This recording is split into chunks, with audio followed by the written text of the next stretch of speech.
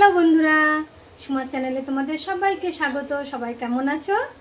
আজকে রান্না করব রিঠে ট্যাংরা। তো চলো তোমাদেরকে দেখাই কিভাবে রান্না করব, তোমরা দেখতে থাকো। এই যে রিঠে ট্যাংরা নিয়ে নিয়েছি, ধুয়ে টুয়ে পরিষ্কার করে রেখেছি। আর এখানে দেখো মাছে ডিম হয়ে গেছে। এই দেখো, এই ডিমগুলো কিন্তু খেতে হেভি লাগে। তো যাই হোক, মাছে ফার্স্টে নুন হলুদ মাখিয়ে নিই।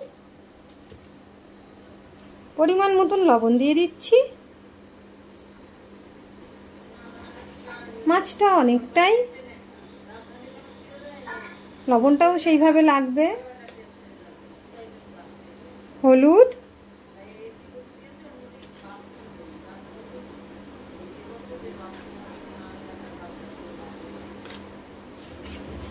নুন হলুদ দিয়ে দিয়েছি, আর একটু দিয়ে দেবো কাঁচা তেল, কারণ প্রচণ্ড পরিমাণে ফাটে এই মাছটা। একটু কাঁচা তেল দিলে পরে তবুও ফাটবে, কিন্তু একটু কম হয়। এদিকে একসাথে ডিমটা রয়েছে, ডিমটাতেও একটু লবণ আর হলুদ মাখিয়ে নেব।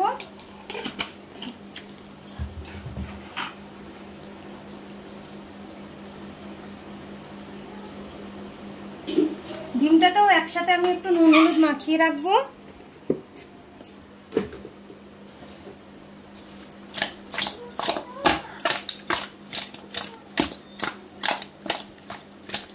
মাছটা ভালো করে নুন হলুদ মাখিয়ে নিয়ে, এই মাছটা তো প্রচণ্ড পরিমাণে ফাটে ভাজতে গেলে।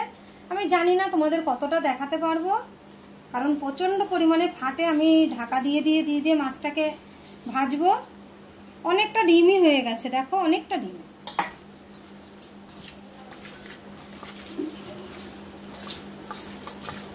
হয়ে গেছে। নুন হলুদটা মাখানো।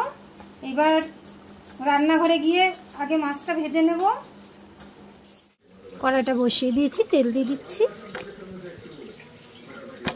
জাল উঠে গেছে কেমন দেখো।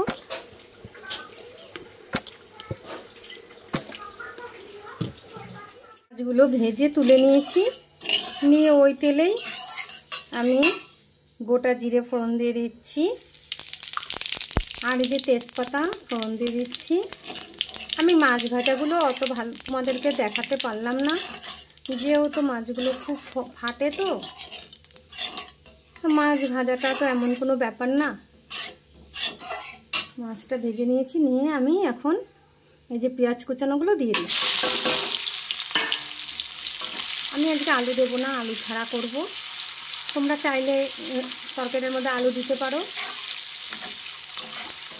আজকে আমি আলু ছাড়া করব।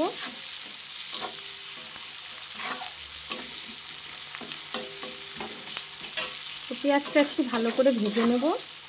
পেঁয়াজটা ভাজা হয়ে গেছে, এর থেকে বেশি ভাজার দরকার নেই। এই যে এরকম ভেজে নিয়েছি পেঁয়াজটা। এখন আমি মশলা দিয়ে দেবো। এখানে এই যে আমি মশলা নিয়ে নিয়েছি, জিরে, আদা, রসুন আর লঙ্কা, শুকনো লঙ্কা আর গোলমরিচ। আমি এর মধ্যে একটু গোলমরিচ দিয়েছি, কারণ গোলমরিচ দিলে পরে টেস্টটা খুব বেশ ভালো হয়। আর দেখো হলুদও আছে, লবণও আছে, পরিমাণ মতন সব নিয়ে নিয়েছি একসাথে। আমি পুরোটাই ঢেলে দিচ্ছি।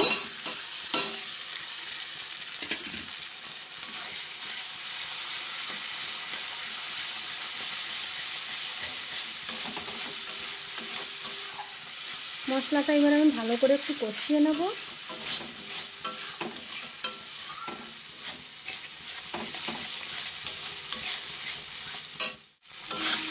মশলাটা অনেকটাই কষানো হয়ে গেছে। আর আমি এই যে প্লেটে যে মশলাটা নিয়ে নিয়েছিলাম, তো মশলার প্লেটটা ধুয়ে একটু জল দিয়ে দিচ্ছি।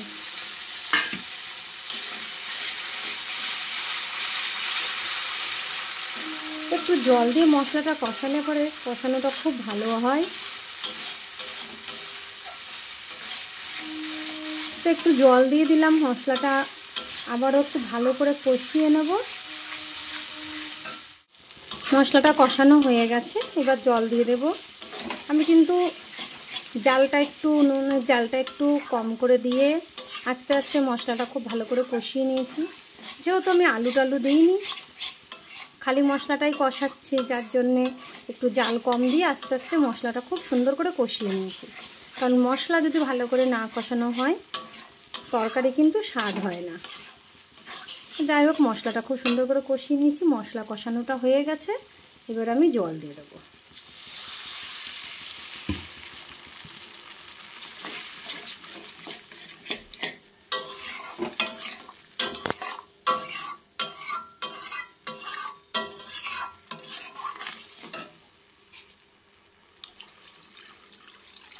মাছ অনেকগুলো, যার জন্য আমার জলটা লাগবে বেশি। মাছটাও তো একটু ফুটবে।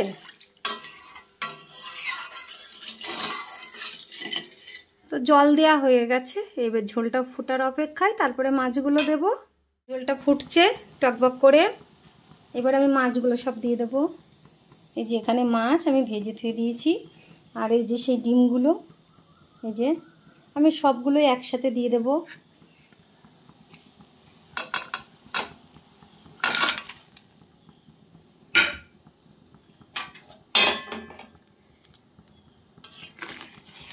অনেকগুলোই মাছ, সেই জন্য আমি আলু দিইনি। যে মাছ অনেকগুলো, খালি মাছটাই আজকে রান্না হবে, সেই জন্য খালি মাছটাই রান্না করলাম। তোমরা আলু দিয়ে খেলে আলু দিয়ে করতে পারো, আলু দিয়েও খুব ভালো লাগে মাছটা।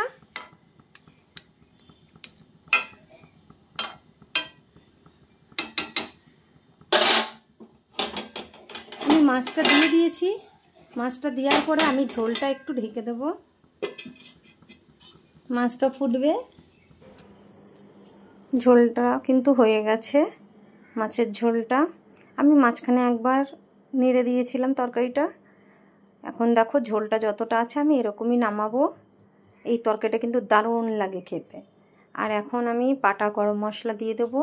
এটাই কিন্তু গুঁড়ো গরম মশলা থেকে বাটা গরম মশলাটায় টেস্ট বেশি আসে।